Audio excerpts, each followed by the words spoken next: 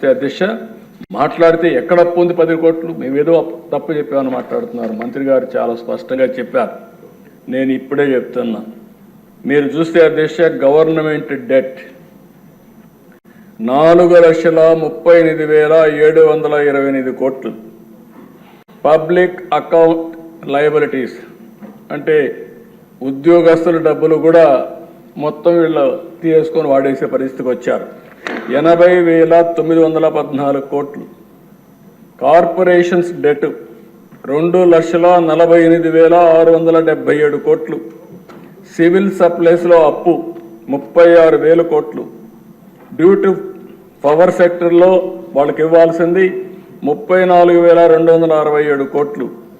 Out standing dues to vendor స్కీమ్స్కి ఇప్పుడు బకాయిల దిశ మొత్తం కాంట్రాక్టర్ అందరికీ 1,13,244 కోట్లు. అదే మరి ఉద్యోగస్తులకు ఇవ్వాల్సింది ఇమీడియట్గా 21,980 కోట్లు. Non contribution of sinking fund కింద 1,191. ఇవన్నీ కలిపితే 9,74,556 కోట్లు ఇప్పుడు తేలిన అప్పులు. ఇంకా తవ్వితే ఎంత వస్తుందో నాకు తెలియదు. నేను ముందే చెప్పా, ఓసారి దివాలా తీసామంటే అందరూ వస్తారు మాది కూడా ఉందని.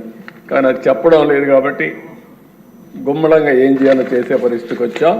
ఇది కాదని ఎవరన్నా అంటే రండి, లెక్కలు చూపిస్తా.